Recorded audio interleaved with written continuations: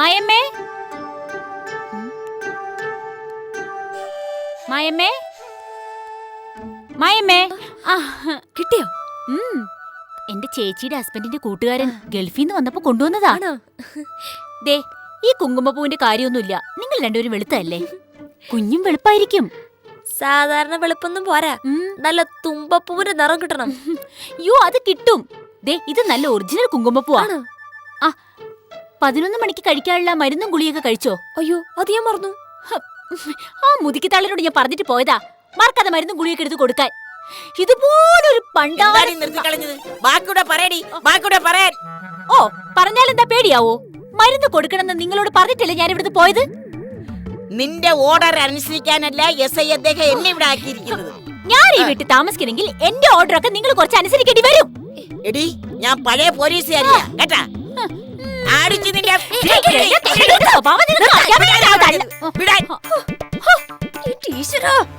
ഞാനെടുത്ത് കഴിച്ചോളാം. മോളുടെ മരുന്ന് മോളുടെ ഗുളിയ. മോൾ ആരോടും ചോദിക്കണ്ട, ഇഷ്ടം പോലെ എടുത്ത് കഴിക്ക്. അതെ, രണ്ടുപേരുടെ ഉപദേശം എനിക്ക് വേണ്ട, എനിക്കെടുത്ത് കഴിക്കാൻ അറിയാം.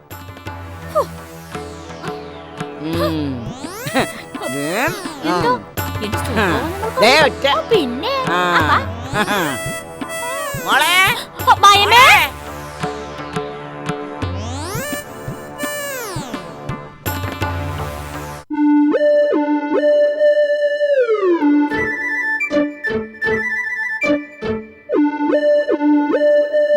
അതും പോയി. ഈ ബോട്ടിൽ ചോർച്ചയുണ്ടോ? നോക്കട്ടെ. ഇതിന് കുഴപ്പമൊന്നുമില്ലല്ലോ. എന്നാലേ പകുതിയോളം വരുന്നതാ, ഇപ്പൊ ഒന്നും കാണാനില്ല. ഇങ്ങ് വന്നേ. എന്താ ഇതാരെടുത്ത് കഴിച്ചേ? ഇവളായിരിക്കും. സത്യം പറഞ്ഞോണം. അത് ഞാൻ തന്നെയാ.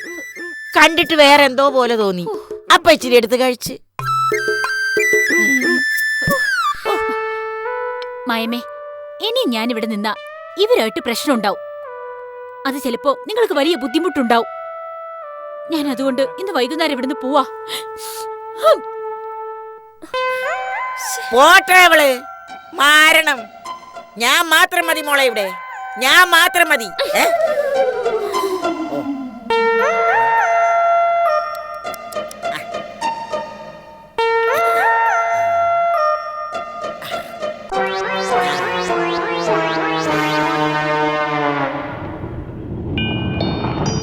ഇതാ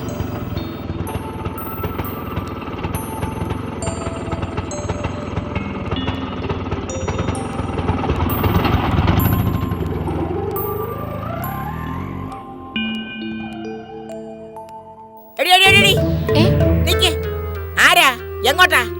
എനിക്ക് മായ ഒന്ന് കാണണം. ആ കുട്ടി ഇപ്പൊ എന്റെ കസ്റ്റഡിയില. മായമോളെ കാണണമെങ്കിലേ എന്റെ പെർമിഷൻ വേണം. പെർമിഷനോ? ആ, പെർമിഷൻ. എന്താ ഈ പെട്ടിക്കുള്ളിൽ? പറഞ്ഞാലേ പെർമിഷൻ തരുള്ളൂ. ആ, സത്യം പറ, നീ ആ മോളിക്കുട്ടിയുടെ ചേച്ചിയല്ലേ? അവൾ എന്നെ ഭരിക്കാൻ 1-2 തവണ ശ്രമിച്ചു. അവളെ ഓടിച്ചു വിട്ടപ്പോൾ ഇപ്പൊ ചേച്ചി പറഞ്ഞു വിട്ടിരിക്കുന്നു. മായ കൊച്ചിന്റെ കാര്യം നോക്കാനാണെങ്കിലേ ഇപ്പൊ ഞാനുണ്ട് ഇവിടെ. അണ്ടർസ്റ്റാൻഡ്? ആഹാ, ലീലാമ്മ ചേച്ചിയോ? ഈ കൊച്ചു പറഞ്ഞതുകൊണ്ട് ഞാൻ വിടുന്നു. വേണ്ടേ, ഇവിടെ കയറി താമസിക്കാനൊന്നും കരുതണ്ട. എവിടുന്ന് കിട്ടിയതിനെ? എന്നെ ശുശ്രൂഷിക്കാൻ വേണ്ടി വന്നതാ, പഴയ പോലീസാ. ഓ, ചേച്ചി വാ.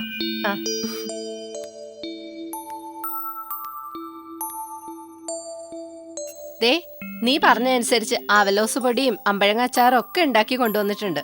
ദേ, ഇതൊന്ന് കഴിച്ചു നോക്കി.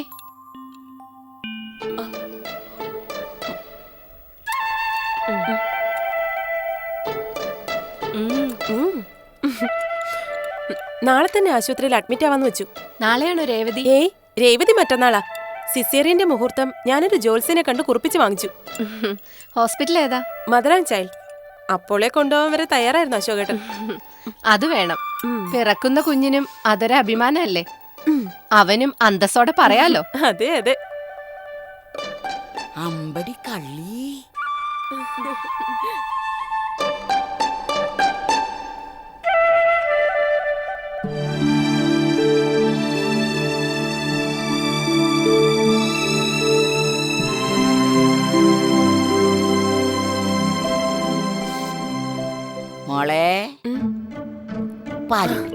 അവിടെ വെച്ചോളൂ. ഇതൊക്കെ എന്താ മോളെ? ലീലാമ്മ ചേട്ടത്തി നാട്ടിൽ പോയപ്പോ കൊണ്ടുവന്നതാ. ഏ? ആ ഗ്യാസ് കുറ്റി എവിടെ? ഗ്യാസ് ഊറ്റിയോ?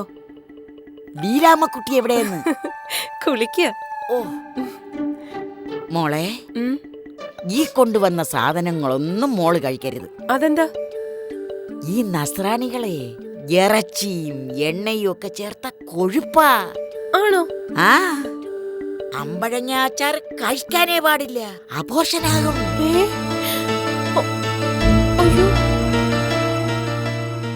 അമ്പഴങ്ങ എന്നൊരു വാക്ക് ഞാൻ കേട്ടു. അപ്പോഴേ പറയാൻ ഓടി വന്നതാ, കഴിച്ചു കളയല്ലേ എന്ന് പറയാൻ. മോള് കഴിച്ചോ? ഏ? 2-3 തവണ കഴിച്ചു. ഈശ്വരാ, അമ്പഴങ്ങ, കൈതച്ചക്ക ഇതൊന്നും ഗർഭിണികൾ കഴിക്കാനേ പാടില്ല. പഴയ അറിവുകളാ. ഓ, ഇപ്പൊ ഇതൊന്നും ആർക്കും പറഞ്ഞാ മനസ്സിലാവൂല. 9 എണ്ണത്തിനെ പെറ്റ് വളർത്തിയവളാ ഈ കാർത്തിയായനി. അതിന്റെ അനുഭവത്തിലാ പറയുന്നത്. ഓ, എന്റെ പൊന്നു മോളെ, ഈശ്വരാ.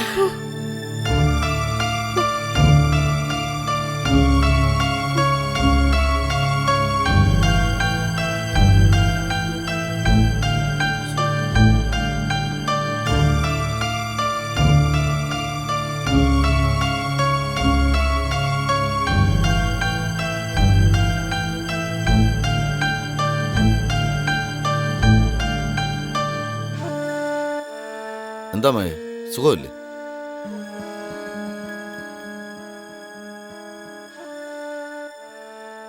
അശോകേട്ടാ, ഈ അമ്പഴങ്ങ അച്ചാർ കഴിക്കുന്നോണ്ട് കുഴപ്പം വല്ലതുണ്ടോ?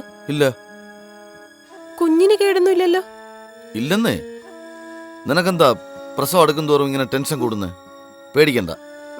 അമ്പഴങ്ങ നല്ല വൈറ്റമിൻ സാധനമല്ലേ, സമാധാനമായിട്ട് ഉറങ്ങും.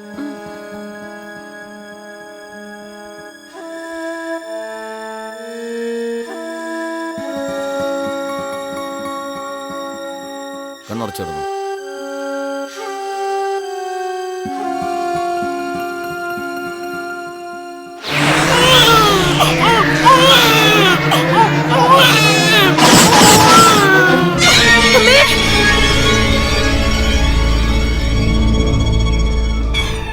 എന്താ മേ?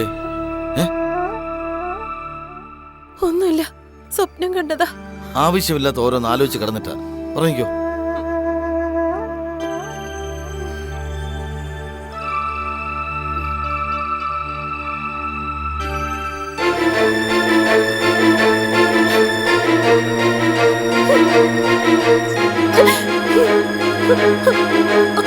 അശോകേട്ടാ,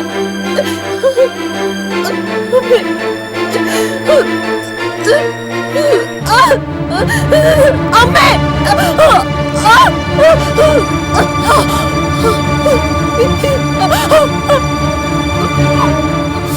അശോകേട്ടാ,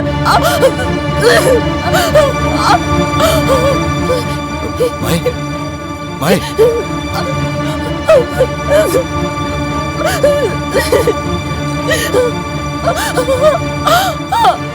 കാർത്തിയാനി ചേച്ചി, ലീലാമ്മ ചേച്ചി, കാർത്തിയാനമ്മേ, കാർത്തിയാനി ചേച്ചി, ലീലാമ്മ ചേച്ചി, ഒന്ന് വന്നേ. കാർത്തിയാനി ചേച്ചി, ലീലാമ്മ ചേച്ചി, പെട്ടെന്ന് വന്നേ, ഒന്ന് വന്നേ. കാർത്തിയാനി ചേച്ചി, ദേ വരുന്നേ.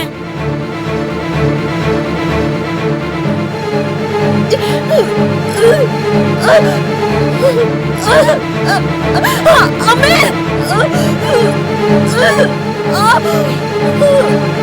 എന്താ മായി? മോളെ, ചേച്ചി, മൈ. മോനെ, മോനൊന്ന് പുറത്തോട്ട് നിന്നേ. അല്ല, എന്തായാലും കുഴപ്പം? കുഴപ്പമൊന്നുമില്ല, മോനൊന്ന് പുറത്തേക്കില്ലേ. മോളെ, മായി, ചേച്ചി എന്താ ചെയ്യാ? സമയമായെന്ന് തോന്നുന്നു. മോള് വേഗം പോയി ഇച്ചിരി വെള്ളം തുണി എടുത്തോണ്ട് വാ. വേഗം ചെല്ലി. മോളെ, മോളെ, കരയണ്ട, കരയണ്ട. വെള്ള തുണി എവിടെയാ? അലമാരയിലുണ്ട്.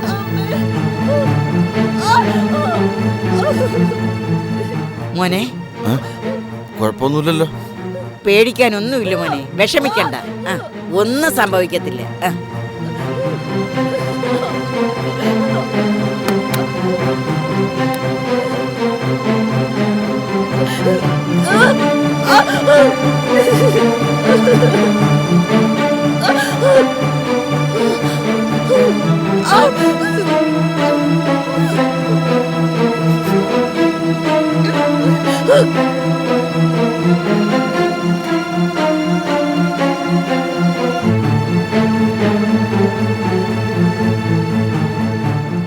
Hello, mother and child hospital അല്ലേ? ഉടനെ ഒരു ആംബുലൻസ് എത്തിക്കണം. മേലത്തേക്കാവ് പോസ്റ്റ് ഓഫീസിന് താഴെയുള്ള വീടാ. ആ, ഞാൻ റോഡിൽ ഇറങ്ങിക്കാം. ഉടനെ വേണേ. ശരി.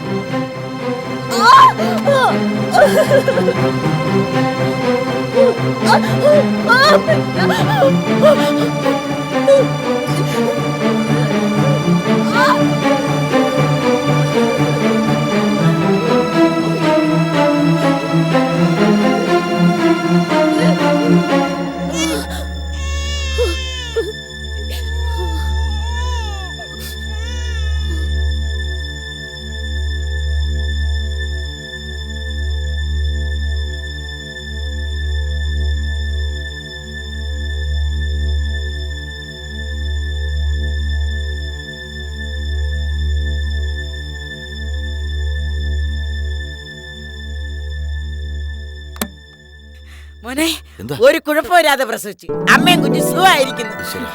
ഈശ്വരാ.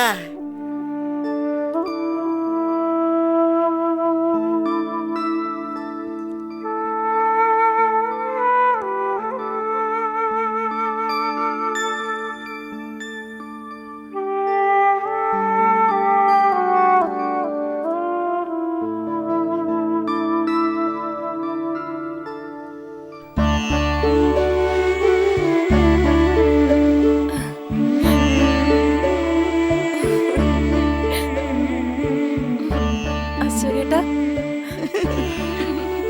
ചക്കരക്കുട്ടാ. അച്ഛനെ പോലെ തന്നിരിക്കുന്നു. ഞാൻ ആ ആശുപത്രിയിൽ വിളിച്ച് വിവരം പറഞ്ഞിട്ടുണ്ട്. അവര് വന്നോട്ടെ. ഇന്ന് എന്തോന്നാ നക്ഷത്രം? നക്ഷത്രം എന്തായിരുന്നാലും ദൈവം ഒരു സമയം നിശ്ചയിച്ചിട്ടുണ്ട്. ആ സമയത്ത് നടന്നിരിക്കും. ഇല്ലേ മോളെ? കരല്ലേ കുട്ടാ? കുട്ടാ കുട്ടാ കുട്ടാ. അച്ഛായി അച്ഛായി. വാ വാ വാ വാ താമരക്കണ്ണ വാ. അവരങ്ങനെയല്ലേ ചെയ്യൂ, അതറിഞ്ഞൂടെ?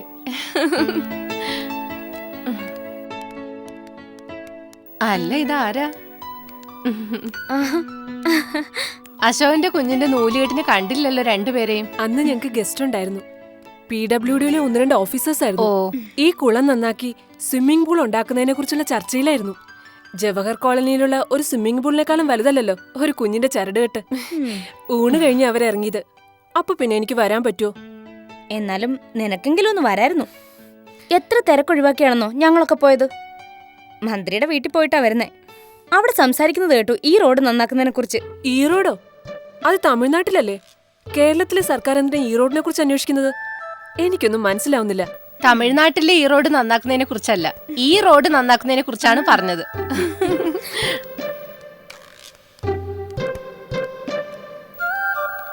ഒരു കാര്യം, എന്റെ ഇളയ ആങ്ങളയുടെ മോൻ പോൾ മാത്യുവിനെ കണ്ട സൂര്യൻ ഉദിച്ചു വരുന്ന പോലെ ഉണ്ടാവും.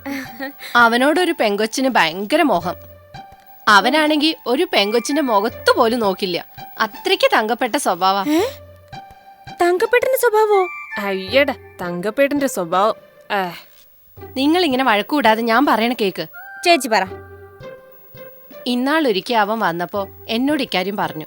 കൂട്ടത്തിൽ ആ പെങ്കൊച്ചിന്റെ ഫോൺ നമ്പറും തന്നു. അവന് ഫോൺ നമ്പർ എങ്ങനെ കിട്ടി? അതവന് കളഞ്ഞു കിട്ടിയതാ. ദേ, ഞാൻ അപ്പ തന്നെ ഫോൺ വിളിച്ച് ആ പെൺകുട്ടിയെ വഴക്കു പറഞ്ഞു. ഇനിയും പിറകെ നടന്ന കാല് തല്ലി ഒടിക്കുന്നു പറഞ്ഞു.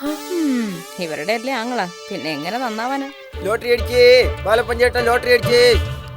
ആർക്ക് ലോട്ടറി അടിച്ചു എന്നാ ചെക്കൻ പറഞ്ഞോണ്ട് വരണേ?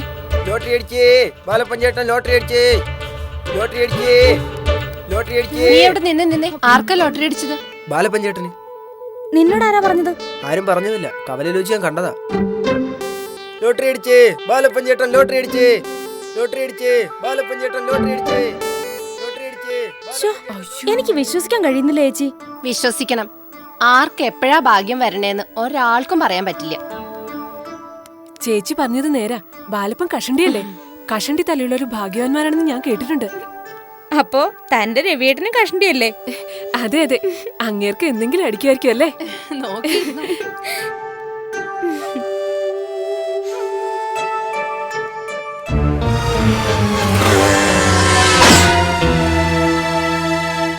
അയ്യോ, എന്നെ ഇട്ടേച്ച് പോയേ. അയ്യോ, എന്തു പറ്റി? അയ്യോ, ചേച്ചി ആളെ എത്തിട്ടില്ല, ഇടയ്ക്ക് ബോധം പോയെന്നേ ഉള്ളൂ. പിന്നെ എന്തിനാ ഈ ഹോട്ടലിൽ കൊണ്ടുവന്നിട്ടിരിക്കുന്നത്? ഹോസ്പിറ്റലിൽ കൊണ്ടുപോയി കൂടെ? ഞങ്ങൾ ആദ്യം ഹോസ്പിറ്റലിലാണ് കൊണ്ടുപോയത്. അവിടെ വെച്ച് പുള്ളിക്കാരന് ബോധം വീണ്ടപ്പോ പുള്ളിക്കാരൻ ഇറങ്ങി ഓടി. ഹോട്ടലിൽ കൊണ്ടുപോയി വീണ്ടും ബോധം പോയി. ബോധം വീണു. അയ്യോ, എന്തു പറ്റി ചേട്ടാ? എടി നോക്ക്, 1 കോടി രൂപയാണ് നമ്മുടെ ബാലപ്പൻ അടിച്ചിരിക്കുന്നത്. അതിനാണോ നിങ്ങൾ ബോധം കെട്ടെ? ഞാനും അറിഞ്ഞു. കേട്ടോ നേരാണോ? പിന്നല്ലാതെ ഒറ്റ ദിവസം കൊണ്ട് അവൻ കോടീശ്വരനായടി. നിങ്ങൾക്കല്ലല്ലോ ലോട്ടറി അടിച്ചത്, ബാലപ്പനല്ലേ. അതിന് നിങ്ങൾ എന്തിനാ ബോധം കെട്ടത്? സ്വന്തമായിട്ട് അടിക്കുന്നതിനേക്കാൾ ഷോക്കല്ലേടി മറ്റുള്ളവർക്ക് അടിക്കുമ്പോൾ ഉണ്ടാകുന്നത്. ഇത് അസൂയ. എടി, എങ്ങനെ ഞാൻ അസൂയപ്പെടാതിരിക്കും? ഇന്നലെ വരെ ഞാൻ അവന് ആശാനായിരുന്നു. ഇനി അവൻ എന്റെ ആശാനാവാൻ പോവുക. നേതാവേ, ഞാനിവിടെ ലോട്ടറി എടുക്കാൻ വന്നപ്പോഴേ അറിഞ്ഞത് നേതാവ് ബോധം കെടാൻ ഇവിടെ റൂം എടുത്തിട്ടുണ്ടെന്ന്. അറിഞ്ഞാ? ബാലപ്പന് ലോട്ടറി അടിച്ചു. അയ്യോ ചേട്ടാ, ഒന്നടിച്ചതിന്റെ ഷോക്ക് മാറിയില്ല, ഇനി എന്നെ ബോധം കെടുത്ത് വന്നു. അല്ല, ലോട്ടറി അടിച്ചതിന് ശേഷം ബാലപ്പനെ കണ്ടായിരുന്നോ? ഞാൻ അവനെ കണ്ടിട്ട് 2 ദിവസമായി. അതാ അവന് ലോട്ടറി അടിച്ചത്. ഇനിയിപ്പോ ബാലപ്പണനെ പിടിച്ചാൻ കിട്ടില്ല ആശാനെ. കോടീശ്വരനല്ലേ എന്ന് കരുതി വിട്ടുകളയാൻ പറ്റുമോ? എനിക്ക് തോന്നുന്നു ലോട്ടറി പണവുമായി ബാലപ്പണ്ണം വല്ല ഊട്ടിയിലോ കൊടൈക്കനാലിലോ പോയി വല്ല ഫ്ലാറ്റും വാങ്ങിച്ച് അടിച്ചു പൊളിച്ചാൻ കഴിയും ആശാനെ. അങ്ങനെ പോകാതിരിക്കാനുള്ള മാർഗമൊക്കെ ഞാൻ കണ്ടിട്ടുണ്ട്. എടാ, ഓടുന്ന പട്ടിക്ക് മുമ്പിലും പിമ്പിലും ഒരേ സമയം എറിയുന്നവനായി രവിചന്ദ്രൻ നേതാവ്. അല്ല, അതെന്തിനാശാന ഈ 2 ഏർ എറിയുന്നത്? 2 ഏറെ എറിഞ്ഞെങ്കിലല്ലേ ഒരേറെങ്കിലും കൊള്ളൂള്ളൂ. എണീര്, എണീര്, പോ. എന്താ? നിന്നോടല്ല, അവനോട്. നീ ഇവിടെ ഇരിടാ. മരണ രമണ, ലോട്ടറി അടിച്ച പണവുമായിട്ട് അവൻ ഒരിടവും പോവില്ല. അവനെ ഞാൻ എൻ്റെ വീട്ടിലെ അംഗമാക്കും. എങ്ങനെ?